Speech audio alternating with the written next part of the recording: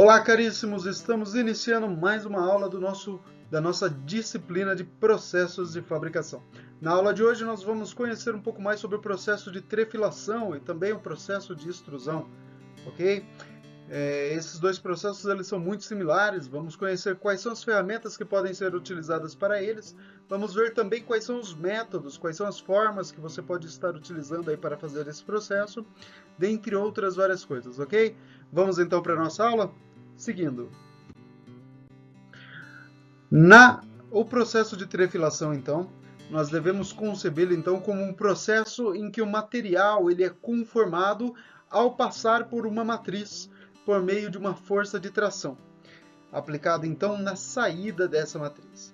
Então é importante nós denotarmos como que pelo processo de trefilação, o material ele vai passar por uma matriz que vai dar forma a esse material, ok?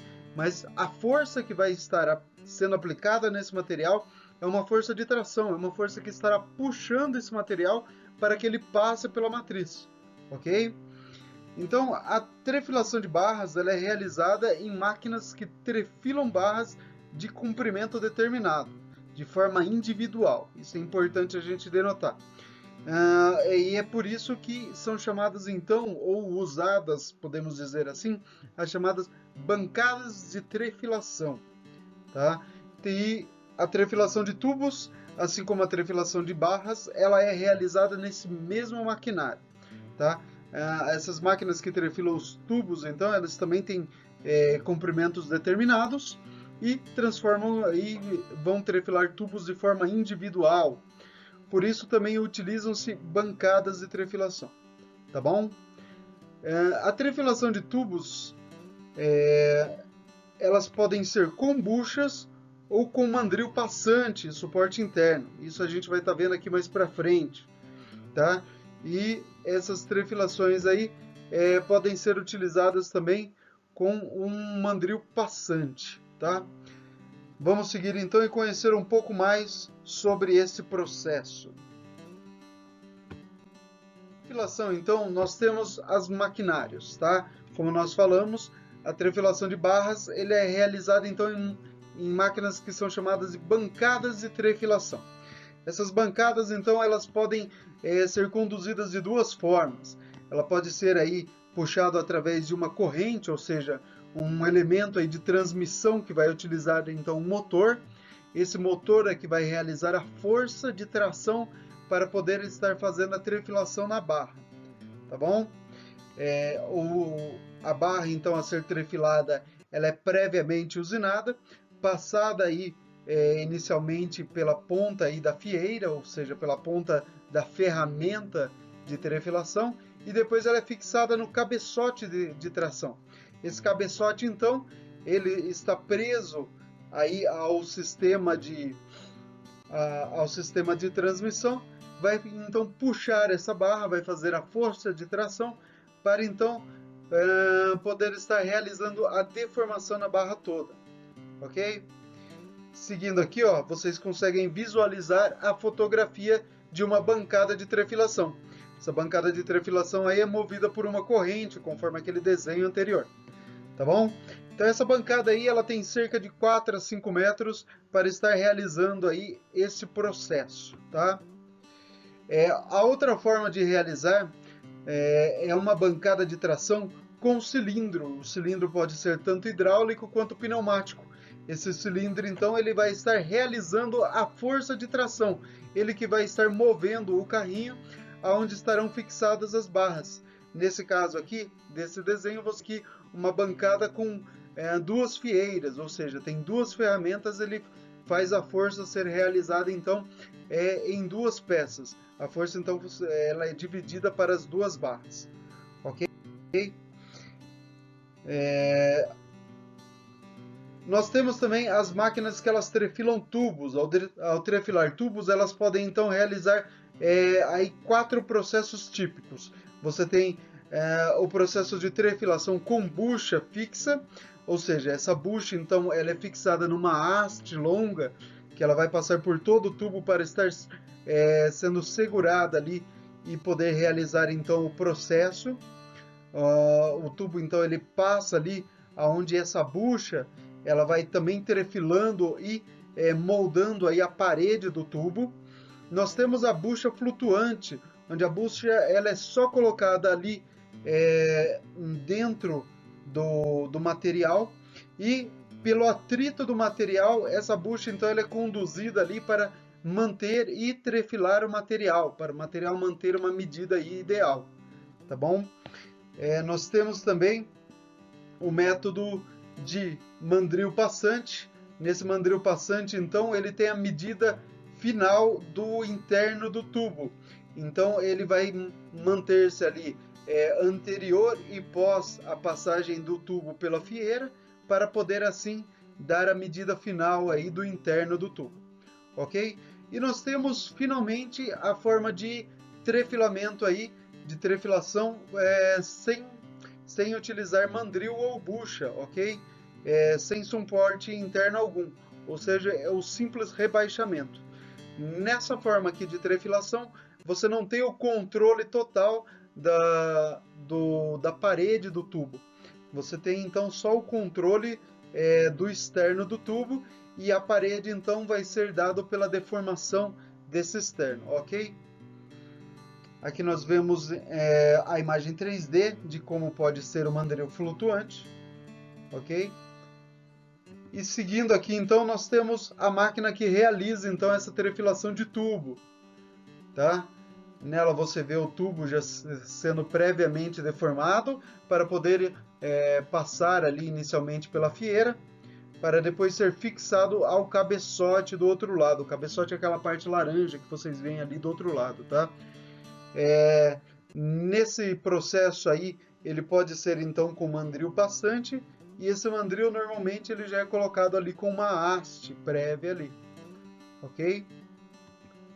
Seguindo então, nós temos a trefilação então de arame. A trefilação de arame é uma trefilação contínua, diferente da trefilação aí de barras. Ela é uma trefilação onde são realizados trefilação contínua então de um material, onde ele é enrolado em rolos, ok? Você então tem duas formas de trefilação de arame. Você tem a trefilação sem deslizamento, na qual o material ele passa pela fieira, então ele é preso em um rolo, ok?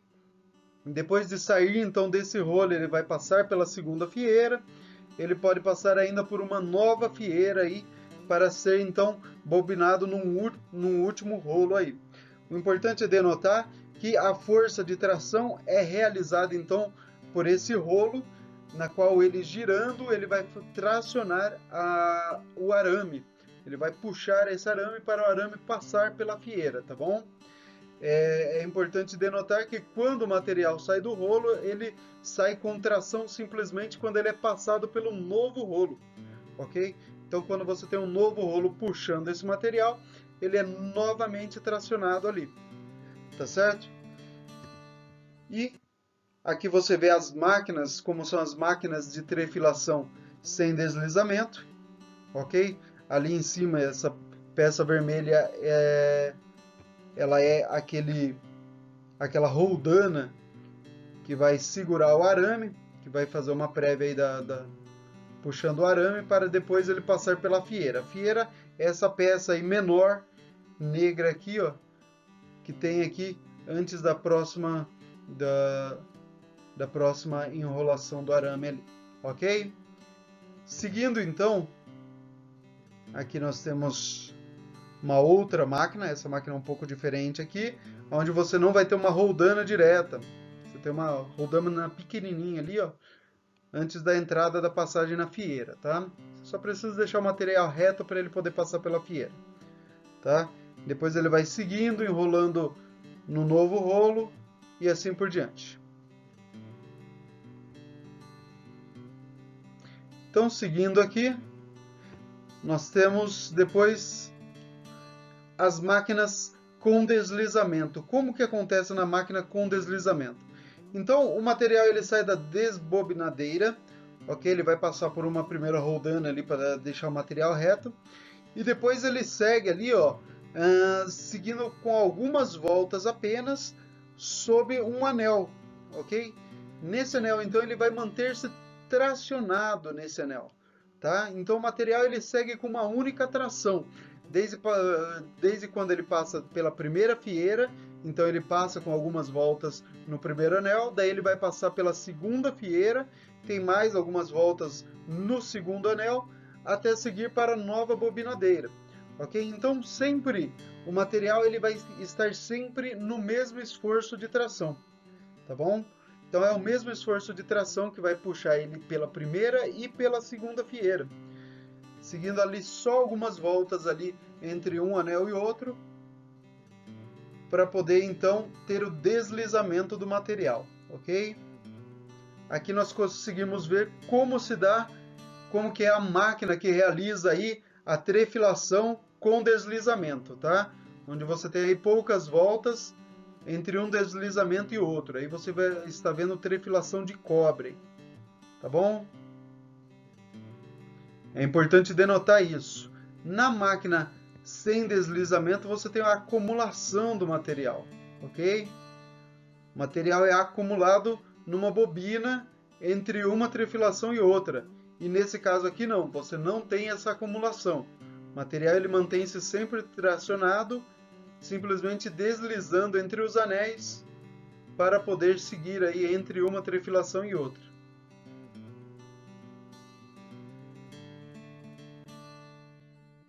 Seguindo agora, vamos conhecer a ferramenta de trefilação. A ferramenta de trefilação, então, é uma ferramenta então que ela tem a necessidade de ter algumas importâncias aqui, algumas propriedades. São elas a alta dureza, tá? Como é comum na maioria das ferramentas que trabalham metais, ok? Tem que ter também alta tenacidade, porque é uma ferramenta aí que trabalha com muitos esforços, ela precisa suportar todas as energias, toda a energia que está sendo descarregada sobre ela, tá? E nessa ferramenta em particular nós devemos ter baixíssima rugosidade. A rugosidade é muito importante, uma vez que você trabalha principalmente com material a frio, você precisa então que esse material ele deslize bem. É importante para dar um bom deslizamento. E a rugosidade, quando você trabalha com material a frio, ela é importante também para você não ter o rompimento desse material. Quando você não tem uma boa rugosidade, é fácil aí você criar então elementos que ficam fáceis de romper o material. E não é isso que nós desejamos durante a trefilação, ok? Os materiais então, eles podem ser utilizados aí aço de alto teor de carbono revestidos de cromo, você tem aços ferramenta, você tem também ferro fundido branco, carbonetos sinterizados, ou seja, metal duro, você tem materiais cerâmicos e diamante, tá bom? Principalmente, então, hoje o material mais utilizado são carbonetos sinterizados, é o metal duro propriamente. O metal duro é o material mais utilizado aí para formação de tréfilas, ok? De ferramentas para trefilação. E esses materiais aí, eles são muito bem preparados. Ele tem uma rugosidade muito específica para poder, então, permitir com que o material possa ser trabalhado aí sem falhas, ok? E, finalmente, a precisão do material. Como nós estamos trabalhando com material a frio, no qual o material ele vai dar-se uma precisão, é um material que o material final ele tem uma precisão muito grande, é importante então que também a ferramenta ela tenha a mesma precisão. A ferramenta ela precisa ser precisa aí, ela precisa ter uma geometria extremamente precisa para poder conceber a esse material a medida final. Como o material ele vai passar por deformação plástica, mas também deformação elástica, é importante calcular então toda essa forma de deformação. Então é preciso calcular os ângulos da ferramenta para que a ferramenta aí possa conceber ao material essa deformação de forma correta, tanto a deformação plástica quanto a deformação elástica, na qual o material ele vai estar voltando, o material vai estar voltando um pouco ao seu formato original, tá bom? Então esse cálculo precisa ser muito bem preciso, muito bem dimensionado, tá bom? Aí nós temos também o formato da ferramenta.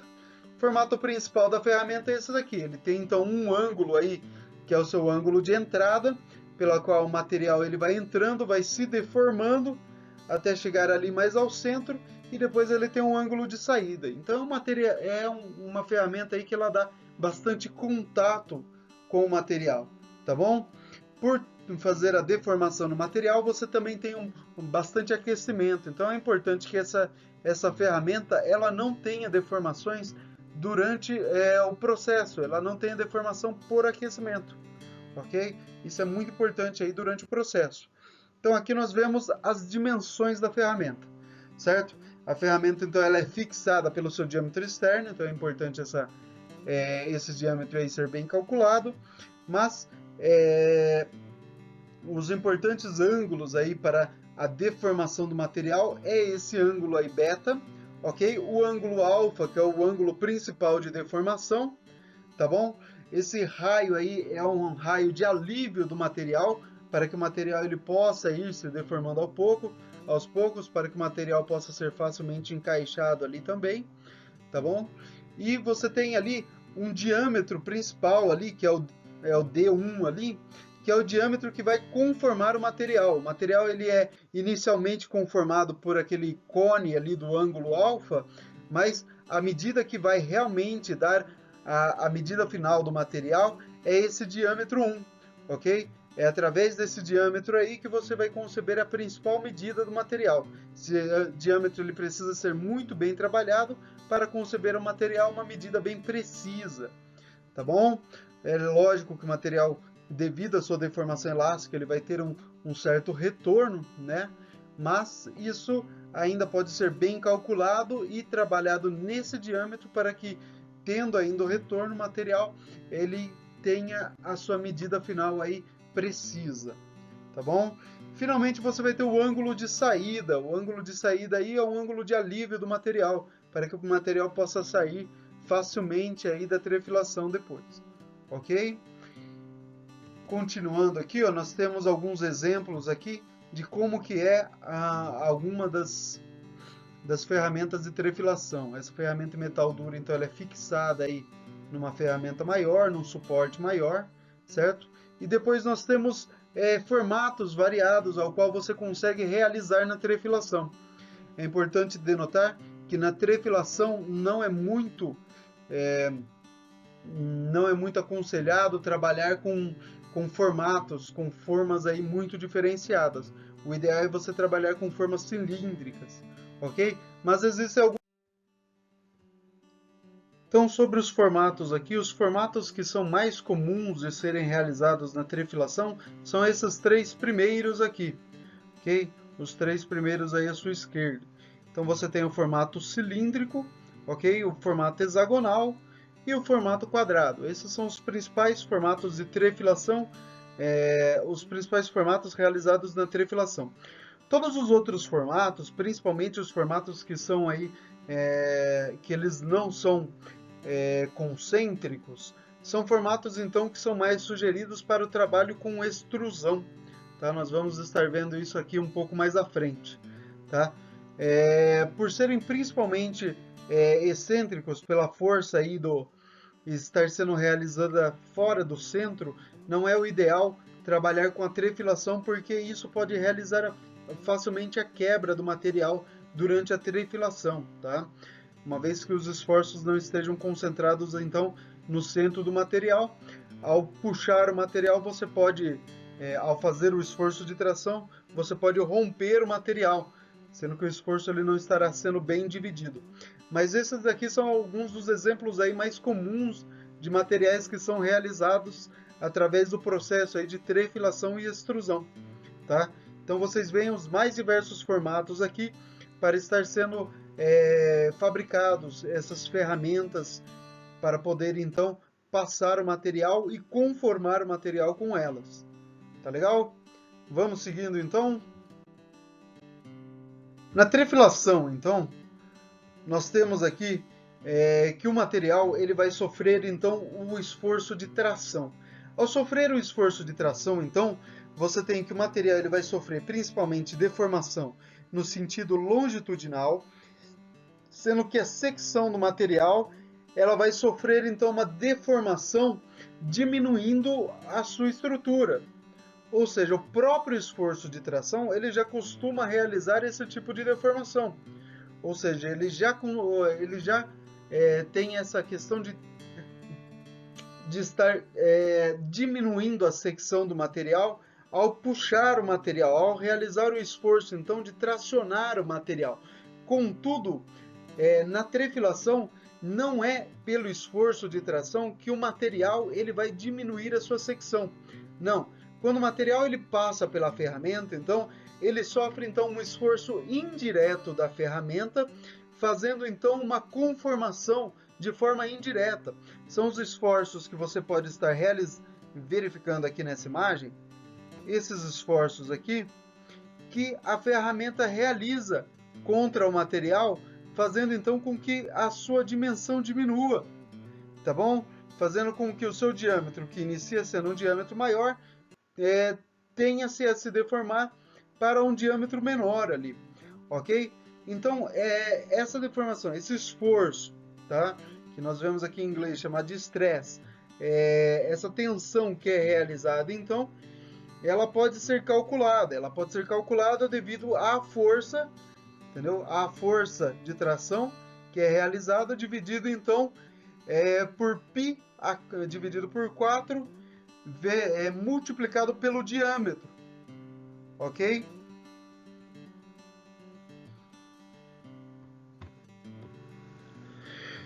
Então isso se dá aqui, você pode calcular essa tensão aqui em duas formas: a tensão na entrada, ok? E a tensão na saída, tá bom?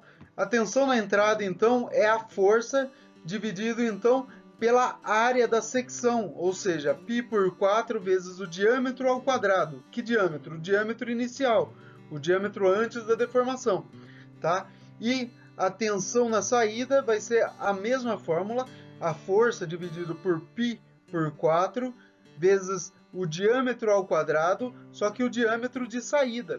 Então você consegue calcular qual que é a tensão de entrada e a tensão de saída do material, ok? Então, esse cálculo de tensão então ele vai poder ser realizado você conhecendo aí o limite de escoamento do material, que é aquele limite que a gente viu daquele gráfico de tensão de deformação ali, tá? Mas isso daí é o que varia de material para material. Então, cada material vai ter um limite de escoamento diferente, ok? Você conhecendo, então, esse limite de escoamento do material, conhecendo aí o coeficiente de atrito através da barra e da fieira, ok? Considerando, lógico, a rugosidade das duas, e conhecendo aí o ângulo da fieira, que foi o que a gente viu ali na imagem anterior, no slide anterior, tá? E principalmente essa relação aí da fieira, de trefilação. Essa relação aí é a relação de diâmetros que você vai estar utilizando, tá? Esse cálculo aqui é um cálculo mais de engenharia, ao qual nós estaremos conhecendo aqui superficialmente, para podermos conhecer como que é o cálculo de execução propriamente, que seria esse cálculo aqui, que é o cálculo de passes, ok? O cálculo de passes, então, ele é dado por o quê? Você conhecendo, então, principalmente ali o seu escoamento do material, você consegue levantar qual que é a tensão máxima admissível do seu material, tá bom? Então, nós vamos considerar aqui a tensão máxima, a tensão do aço, tá? Para o aço, por exemplo, nós temos aqui que a tensão máxima é essa de 63%, tá? R é igual a 63%, tá bom? Então, conhecendo aí essa relação de redução máxima, tá? Baseada na tensão máxima, a gente consegue calcular qual que é essa relação de redução máxima, tá? Conhecendo então essa relação de redução máxima aqui, a gente pode calcular qual que é o número de passes que a gente precisa para fazer a diminuição aí de um determinado diâmetro, de um diâmetro maior para um menor, ok? Através dessa fórmula aqui, na qual a gente utiliza essa relação, tá? E sabendo qual que é o diâmetro da primeira cabeça, ou seja, o primeiro passe que será realizado e o diâmetro do último passe que será realizado, tá bom? Assim a gente consegue calcular qual que é o número de passes que a gente pode realizar. Ou seja, quantas outras cabeças, quantas outras ferramentas a gente vai precisar para poder realizar aí esta forma. Depois nós vamos estar vendo isso na prática aí, tá bom? Partindo aqui para conhecer um dos aspectos mais importantes da trefilação. A trefilação, como ele se dá de forma indireta, é importante a gente considerar o atrito, porque é pelo atrito que é realizado então a deformação do material. O material ele passa por dentro da fieira, sofrendo deformação de todos os lados para poder diminuir de um diâmetro maior para um menor. Esses esforços a gente já viu que ele é realizado de forma indireta, porém, por ser de forma indireta, há muito atrito no material. Então, como já existe uma deformação muito grande e você já vai ter ali um aumento muito alto ali de temperatura devido a essa deformação, você não quer que principalmente que esse calor seja maior devido ao atrito, e você também não quer que o atrito seja uma força contrária à sua deformação. Você já tem as forças que realizam a deformação. Se você tiver mais a força de atrito sendo contrária à força de tração, é muito mais fácil acontecer o rompimento do material, tá bom? Então, para aliviar esse atrito, nós utilizamos aí principalmente a lubrificação. A lubrificação, então, ela reduz esse atrito aí entre a fieira e o material, ok? Reduzindo também a força de trefilação. Quando ela reduz a força de trefilação, isso significa que você pode realizar então um esforço menor na tração. Ou seja, você pode calcular um motor que seja menor para estar realizando aí a força de tração. Ou se você estiver trabalhando com um cilindro pneumático ou hidráulico, você pode trabalhar com pressões menores ou mesmo um cilindro menor, tá bom? Uma vez que você consiga reduzir bem o atrito. Tá? Você pode então melhorar também a sua produtividade durante o processo. Uma vez que você diminui o atrito, o processo acontece de forma mais rápida. Tá? Você consegue também reduzir o desgaste da sua fieira. Você reduz então o desgaste na sua ferramenta, fazendo com que sua ferramenta tenha uma vida útil muito mais longa. Tá? E você consegue também melhorar o acabamento do seu material, do seu produto final. Ok? Então são todas essas vantagens que você consegue aí realizando, diminuindo o atrito no material. E como que você pode realizar aí essa diminuição? Principalmente com a lubrificação. A lubrificação ela pode ser feita por via seca, ou seja, utilizando graxas, pó de sabão ou estiarato de zinco. Estiarato de zinco é um material aí próprio para fazer lubrificação aí de trefilação. Tá bom? Ou você pode estar realizando também de formas úmidas, ok? Por via úmida. Por via úmida, então, é utilizado óleos especiais, algumas espécies de sebo ou algumas espécies de sabão. E nesse caso aí, a matriz normalmente ela precisa ficar toda imersa nesse fluido lubrificante. Esse fluido lubrificante, então, quando utilizado de forma úmida, ele não simplesmente ajuda a lubrificar, como ele ajuda também a dispersar o calor que está sendo concentrado ali na fieira. Tá legal? Vamos seguindo então com a nossa... E vamos conhecer agora como que é o processo de extrusão. O processo de extrusão, então, é o processo em que conforma o material, passando ele por uma matriz. Ele é exatamente como a trefilação.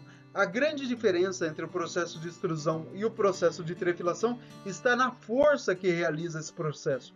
Enquanto pela trefilação a força é uma força de tração que puxa o material depois da matriz, pela extrusão é uma força de compressão que ele força o material a passar pela matriz, estando atrás do material, ou seja, antes de passar pela matriz, ele vai forçando o material, ok? Isso inibe principalmente as falhas que você tem ao passar o material, ou seja, as falhas devido à lubrificação, as falhas aonde há muito esforço ao passar o material pela matriz, ok? Então, aquelas principais falhas de rompimento que acontece na fieira durante a trefilação, isso não acontece tanto na extrusão. Você vai ter falhas também na extrusão, mas serão falhas diferentes. Quais são as vantagens, então, de trabalhar com o sistema aí com extrusão? Ok? As vantagens, então, a gente encontra principalmente nos formatos, ok? Você consegue os mais diversos tipos de secção aí, trabalhando com a extrusão. O perfil extrudado, então, ele consegue ter as diversas formas que pode se ter através da matriz, ok? E mesmo formas que são totalmente fora de centro, que não sejam concêntricas, que não sejam mesmo simétricas, tá bom? Então, o material produzido por extrusão a quente, ele é mais dúctil em comparação do que é produzido através de outros processos, tá? Isso também precisa levar em consideração. É muito mais fácil de executar a extrusão a quente, porque ele requer menos força, ou seja, menos energia. Quando você está com material a quente trabalhando, você consegue então fazer com que ele seja mais facilmente moldado. Isso a gente já explicou aí nos vídeos anteriores, tá? É um material que ele é mais maleável, então ele consegue atingir aí melhores formatos, tá? Durante o processo de deformação, os poros encontrados no metal são reduzidos em tamanho ou são completamente fechados. Então, para material, normalmente o material que é extrudado são materiais que são previamente fundidos ali em lingotes. A partir do lingote você faz então a extrusão. Esses defeitos de fundição, que são, por exemplo, os vazios ou poros que podem ser encontrados no material, eles não serão mais encontrados. Isso é plenamente fechado. Isso acontece praticamente em todos os processos de conformação, desde o forjamento, mesmo a laminação, e agora a gente vê isso também aí na trefilação e na extrusão, tá? Durante o processo, então, esses poros eles são totalmente fechados, ok? E pelo fato que esse processo é feito com temperaturas muito elevadas, existem as homogeneidades não químicas são minimizadas. Ou seja, quando há má distribuição da sua liga, isso daí são praticamente eliminados durante o processo de extrusão, tá? Isso facilita também pelo processo ser feito a quente. Isso vai acontecer também no processo de laminação, tá bom? Esses pequenos erros aí serem eliminados ou erradicados, tá bom? O custo do maquinário com extrusão tende a ser também um custo mais barato, exatamente por ele realizar aí esse processo utilizando menos esforços, tá? Do que o processo com trefilação ou outros processos. Então costuma ser mais barato. Contudo, você ainda precisa aquecer o material, tá bom? Isso ainda deve ser levado em consideração, tá? Aí a gente vê um pistão acionando no processo de extrusão, tá? Que a gente vê um defeito que é muito comum acontecer durante o processo de extrusão, que é a zona morta. Como no processo de extrusão o que se procura obter é o material da forma mais rápida e como ele é quente, ele é facilmente então perfilado, então o que acontece? Acontece que normalmente as partes da matriz aonde não se passa material, se ela é construída, se a matriz é construída com ângulos retos, aparece essa zona morta, aonde não corre material por ela, entendeu? Então o material é tudo levado no centro, ele corre mais rapidamente pelo centro do que pelas extremidades e gerando essa zona morta aí no material, tá bom? Outra coisa que pode ser levada em consideração é que a extrusão ela pode ser feita de duas formas. Pela forma que você viu ali na foto e por essa forma aqui, na qual o material, o esforço ele é realizado então de forma contrária, pelo mesmo lugar aonde o material vai sair.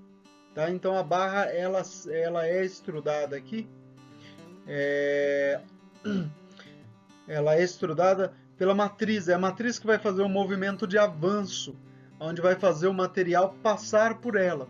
Tá? Então a matriz vai fazer essa força contra o material, fazendo o material passar por ela e conformando o material. Tá? É uma das duas formas. Essa é a extrusão indireta. A extrusão direta é aquela na qual o cilindro é aplicado direto no material a quente. Ok? Vamos agora conhecer um pouquinho mais aí sobre o processo de extrusão, tá bom? O processo de extrusão, então, ele se dá aí principalmente por esse maquinário que nós vemos aí, tá bom? Então você tem ali, ó, iniciando aqui da esquerda para a direita, vou marcando aqui, nós temos aqui a cabeça do pistão principal. A cabeça do pistão principal é a parte onde é fixado o pistão, tá bom? O pistão, então, ele é fixado ali, é a parte da máquina onde é fixado o pistão, tá bom? Para poder estar fazendo o acionamento, é por onde vai correr o fluido ali para poder acionar o pistão, tá bom?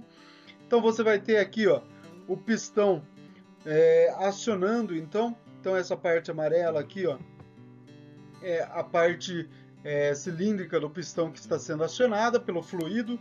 Normalmente o pistão é um pistão hidráulico, tá? Para dar bastante força.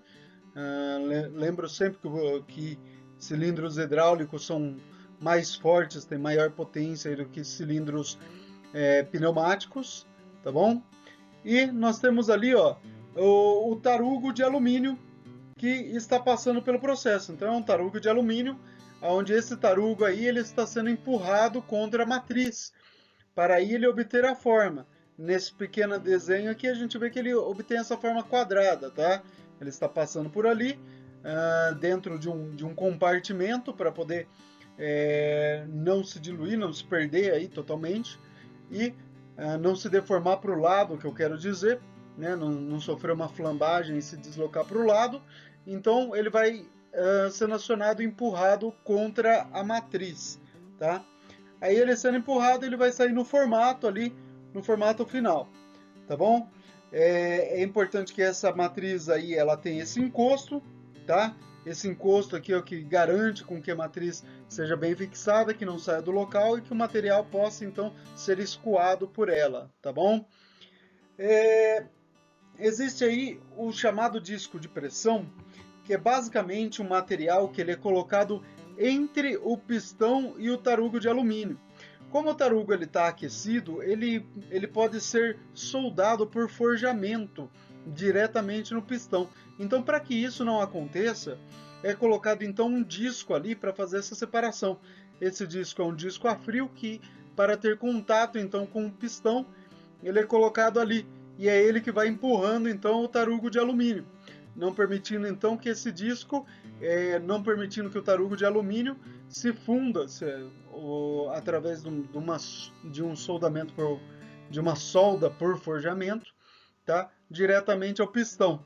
Mas esse disco normalmente ele fica preso ali no tarugo que está passando pela matriz, tá bom?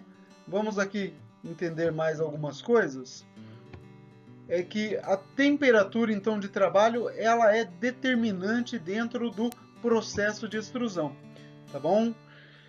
Sabe-se que a temperatura deve ser suficientemente alta para conferir elevada trabalhabilidade plástica ao metal, ou seja, que o metal ele consiga se deformar, entendeu?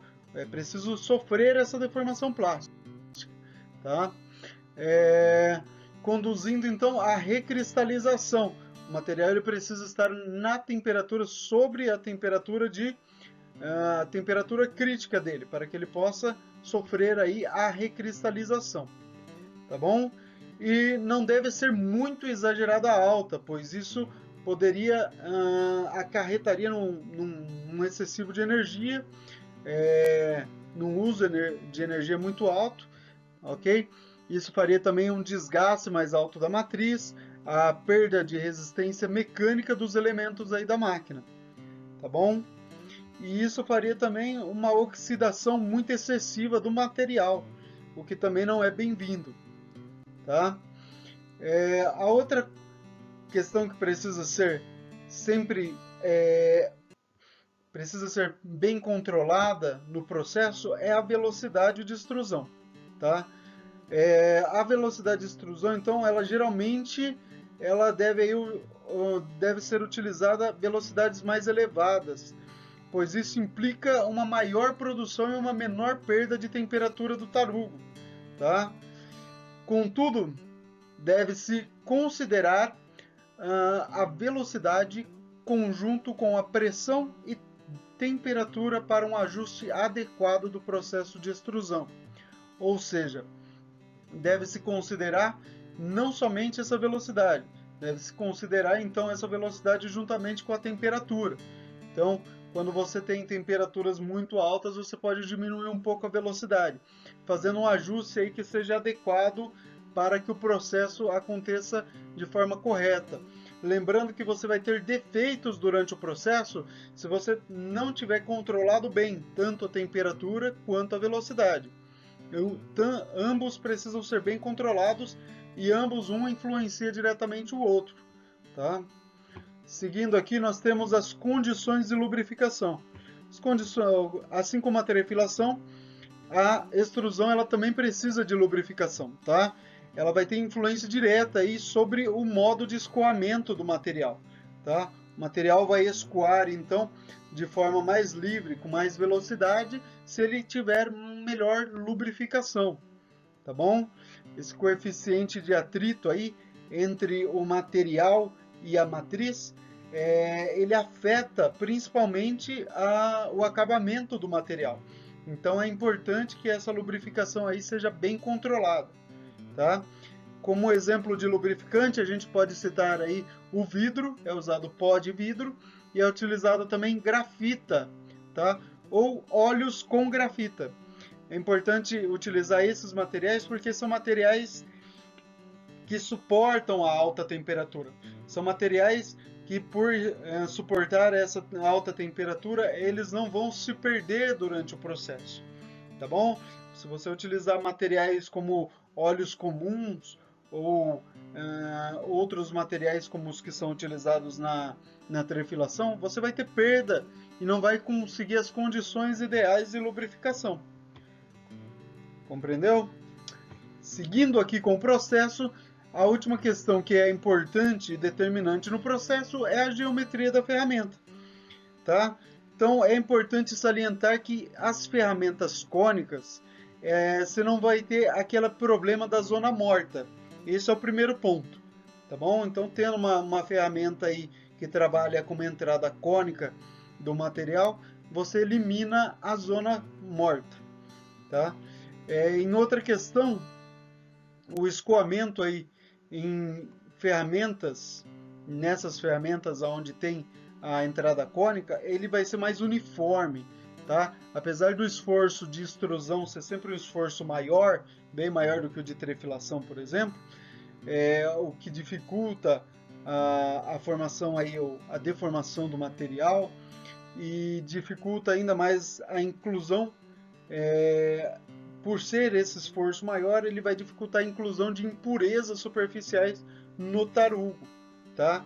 Então, quando você tem uma ferramenta aí bem trabalhada, onde você vai ter uma entrada cônica, você vai ter essa mudança aí. A geometria da ferramenta também ela determina muito sobre o formato que você vai dar no final do material, porque esse formato aí, se for um formato muito complexo, ele também precisa ser trabalhado com mais cuidado, com condições mais ideais aí para lubrificação e com a temperatura e velocidade muito bem controladas, para que não existam defeitos na conformação ao longo do processo, certo? Vamos seguindo então aqui? Chegamos então ao final de mais uma aula, tá bom? Hoje pudemos conhecer aí o processo de trefilação. Vou deixar aqui para vocês um vídeo sobre trefilação de tubos. Deixo para vocês também um vídeo sobre extrusão de material. É um vídeo simples, assim, só mostrando o material, como que ele sai da extrusora, tá bom? Conhecendo e vou deixando aqui para vocês que na próxima aula nós vamos trabalhar sobre o processo de estampagem. Vamos conhecer como que é o maquinário, como que são os materiais próprios para serem utilizados aí nesse processo, ok? Vamos conhecer quais são as vantagens e as ferramentas que nós podemos utilizar para esse processo. Fiquem nessa então e até mais!